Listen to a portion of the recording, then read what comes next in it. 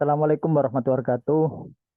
Nah, kita ketemu lagi di mata kuliah Mekanika Fluida, di mana pada sesi awal ini kita akan belajar mengenal definisi dan ruang lingkup dari mekanika fluida. Jadi, eh, mengenal definisi dan ruang lingkup ini menjadi penting gitu ya, sebelum kita mempelajari lebih lanjut, agar kita tahu apa sih yang nanti kita pelajari dalam mata kuliah ini, dan apa yang hendak kita capai gitu ya. Oke. Jadi yang pertama pada pertemuan kali ini kita akan mencoba memahami apa sih definisi fluida, terus ruang lingkup dari mekanika fluida itu sendiri, persamaan-persamaan dasar yang menjadi acuan dalam mekanika fluida dan metode analisisnya. Nah, eh, secara ringkas gitu ya, ada dua tujuan pembelajaran yang ingin kita capai dalam sesi kali ini. Yang pertama kita tahu nih definisi dan ruang lingkup mekanika fluida. Terus yang kedua adalah bagaimana sih penggunaan mekanika fluida di bidang teknik mesin ini. Nah, yang pertama kita bicara tentang fluida itu sendiri. Jadi secara umum eh, benda itu kan kita bagi menjadi dalam tiga kondisi gitu ya, atau tiga zat.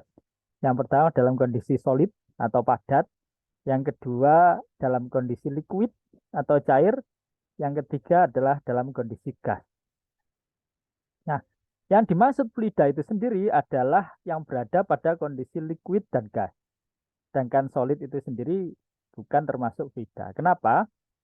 Karena kita tahu bahwa benda solid itu ketika dia kita beri deformasi gitu ya, yang Anda lihat pada gambar A, itu dia akan eh, ketika kita berban gitu ya, dia akan mengalami deformasi itu sesaat saja gitu ya.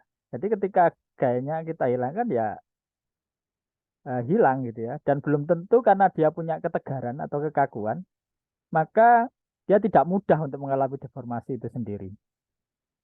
Hal ini berbeda dengan fluida, yaitu pada kondisi cair atau gas, di mana ketika kita memberikan gaya geser gitu ya, sedikit saja, maka dia akan mengalami deformasi terus-menerus. Yang kita lihat di sini dia akan bergeser, terus bergeser, dan terus gitu ya.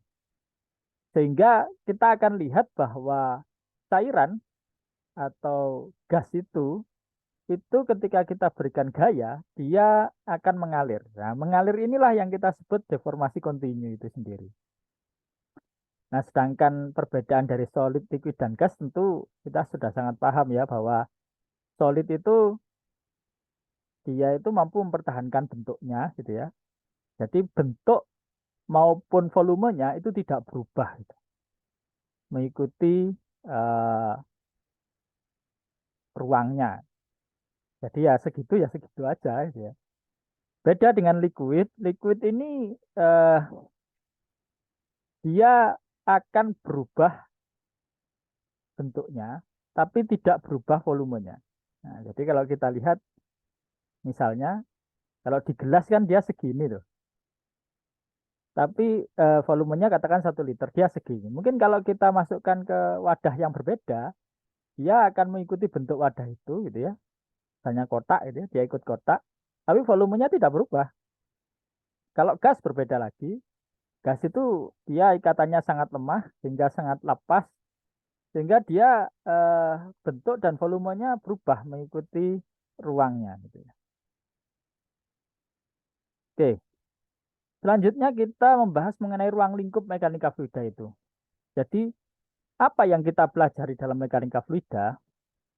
Jadi, yang kita pelajari dalam mekanika fluida ini adalah bagaimana kita memahami sifat-sifat fluida, baik dalam kondisi statik maupun dinamik.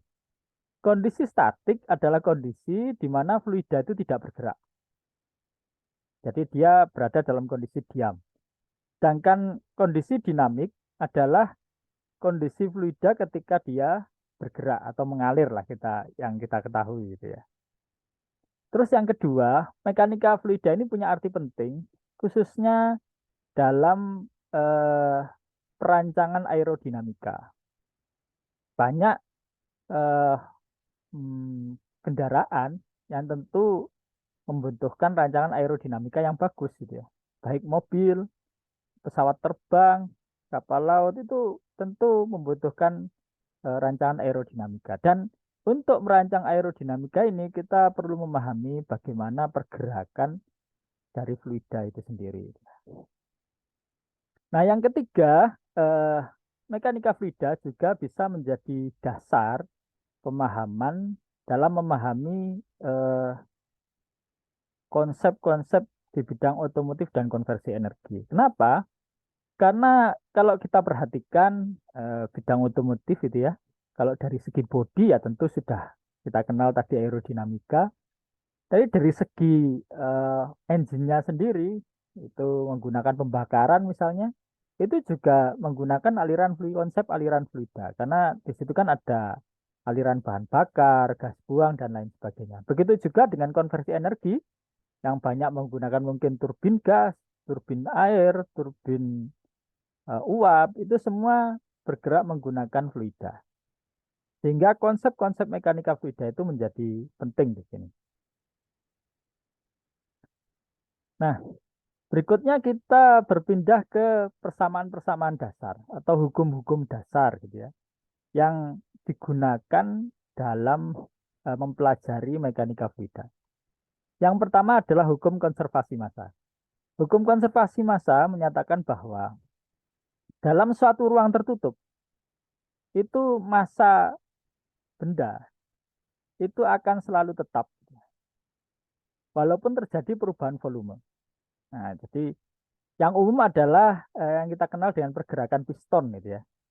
Kalau kita anggap piston ini suatu ruang tertutup, maka massa di dalam piston tersebut tidak akan ada yang keluar, gitu. Sehingga perubahan massa tidak terjadi. Walaupun piston itu bergerak naik turun dalam artian volumenya berubah-ubah. Tapi massa di dalam piston itu sendiri itu dianggap konstan. Nah, di sinilah hukum konservasi massa itu terjadi. Sehingga apa yang berubah dengan adanya itu? Yang terutama tentu volumenya berubah. Nah, perubahan volume itu berpengaruh terhadap perubahan tekanan. Tapi massa di dalam piston itu sendiri, dalam ruangan tertutup itu dianggap konstan atau tidak terjadi perubahan. Yang berikutnya adalah hukum 2 Newton yang kita kenal dengan perubahan momentum ya, momentum linier dan prinsip momentum angular. Apa bedanya gitu ya? Keduanya tentu berkaitan dengan perubahan momentum.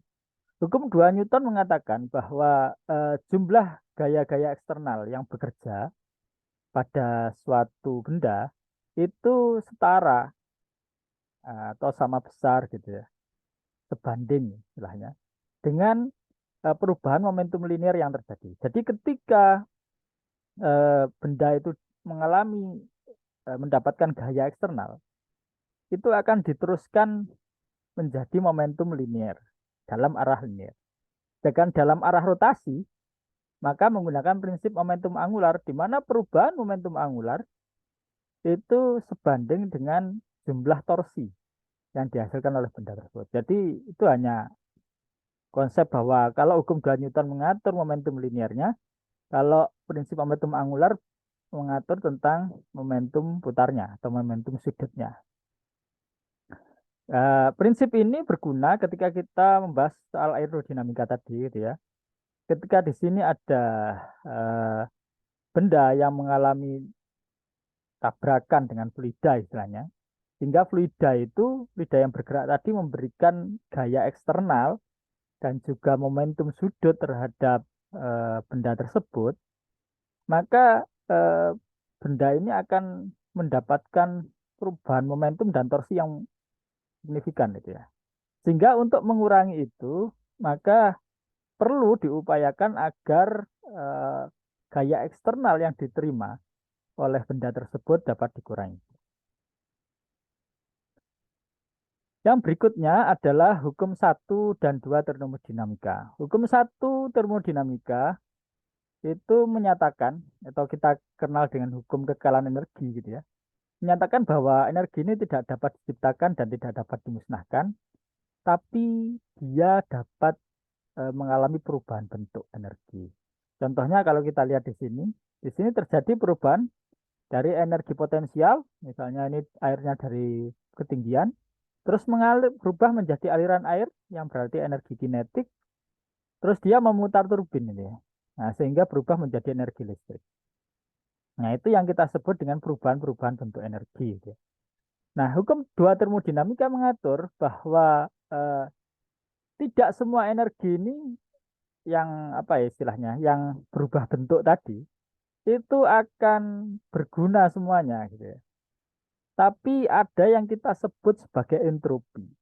Jadi sebagian ketika suatu energi mengalami perubahan bentuk energi, dia tidak reversible, tapi sebenarnya irreversible. Tidak mudah berubah kembali ke bentuk aslinya tanpa adanya entropi. Nah, entropi ini adalah bentuk energi yang tidak dapat kita manfaatkan. Contohnya ketika eh, menghasilkan listrik gitu ya dari kincir air ini akan ada sebagian energi yang tidak berubah menjadi listrik, tapi dia akan berubah menjadi panas. Misalnya pada putaran generator gitu ya.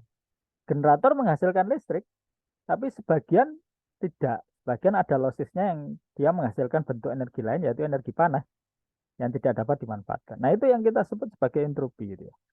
Jadi eh, dalam setiap alur perubahan bentuk itu pasti muncul entropi-entropi. Entropi-entropi inilah yang menyebabkan efisiensi suatu perubahan energi itu tidak akan 100%. Nah, yang terakhir, kita bicara mengenai metode analisis yang digunakan dalam mekanika fluida. Jadi di sini akan ada dua pendekatan gitu. Yang pertama, pendekatan sistem atau yang kita sebut sebagai kontrol massa, jadi massanya tetap. Yang kedua adalah pendekatan volume atur atau yang kita kenal dengan kontrol volume. Jadi volumenya yang tetap. Nah, sebelum ke sana, yang harus diketahui adalah fluida itu bisa kita katakan berada pada dua kondisi. Yang pertama pada kondisi tunak, yang kedua pada kondisi transien. Secara umum, kondisi tunak itu hampir sulit terjadi karena kondisi tunak ini menganggap bahwa properties atau sifat-sifat fluida itu tidak berubah terhadap waktu. Ini ya sesuatu yang sebenarnya hampir mustahil terjadi gitu ya. Kalau kita lihat saja udara itu kan berubah-ubah setiap waktu, kecepatannya berubah, temperaturnya berubah, tekanannya berubah gitu ya. Tapi penggunaan pendekatan tunak itu kadang diperlukan ketika suatu permasalahan itu sederhana, sehingga kita dapat menganggap bahwa pada satu kondisi tertentu, itu sifat-sifat fluida kita anggap konstan, tidak berubah terhadap waktu. Itu yang kita maksud dengan kondisi tunak. Nah, sebaliknya, ketika kita menilai secara keseluruhan kondisi fluida, tentu yang berlaku adalah kondisi transien, di mana ya sifat fluida itu pasti akan berubah terhadap waktu. Oke, kita kembali ke dua metode analisis tadi. Yang pertama adalah pendekatan sistem, gitu ya. Sistem di sini maksudnya menganggap bahwa sistem yang terjadi pada suatu eh, konsep mekanika fluida yang kita tinjau itu berada dalam kondisi sistem tertutup atau kontrol massa. Karena kontrol massa atau sistem tertutup, maka kita anggap massa yang terjadi pada sistem tersebut itu selalu konstan. Jadi tidak ada perubahan massa. Maksudnya kita anggap tidak ada massa yang masuk, tidak ada massa yang keluar dari sistem. Nah, umumnya yang kita kenal penggunaannya adalah pada eh, pembakaran gitu ya. Jadi pada pergerakan piston. Piston itu kita anggap satu sistem tertutup, walaupun tentu aslinya nggak tertutup ya, karena pasti dia punya katup masuk dan katup buang gitu ya. Tapi ketika kita menghitung, kita bisa sederhanakan dengan mengabaikan itu. Kenapa? Karena masuknya fluida dari katup masuk dan keluarnya dari katup buang itu sama, relatif sama dan tidak terus-menerus. Jadi ada jeda, karena ada saat di mana katup itu betul-betul tertutup itu dua-duanya. Nah, sehingga karena massa di sini kita anggap konstan, yang berubah hanya volumenya saja yang pengaruh terhadap tekanannya. Sedangkan pada penggendekatan volume atur, maka kita anggap volumenya itu konstan. Contohnya pada pompa air gitu ya. Volume yang terjadi pada pompa air ini kan tidak berubah, volumenya segitu-gitu, ruangannya segitu. Kalaupun ada yang berputar ini kan ya tetap sebenarnya nggak nambah volume juga nggak mengurangi volume, hanya pergerakan aliran airnya saja yang berubah gitu ya. Tekanan tentu berubah karena ada pergerakan gitu ya. Tapi volume konstan. Nah, di sini masanya tidak konstan. Kenapa masanya tidak konstan? Karena ada aliran massa yang masuk dan ada aliran massa yang keluar. Nah, jadi karena ada yang masuk, ada yang keluar, maka yang kita anggap konstan adalah volumenya. Seperti itu, saya rasa cukup sekian ya materi kita untuk pertemuan sesi pertama kali ini. Semoga bermanfaat dan semoga juga memotivasi rekan-rekan mahasiswa untuk lebih semangat belajar di sesi-sesi berikutnya. Saya tutup. Wassalamualaikum warahmatullahi wabarakatuh.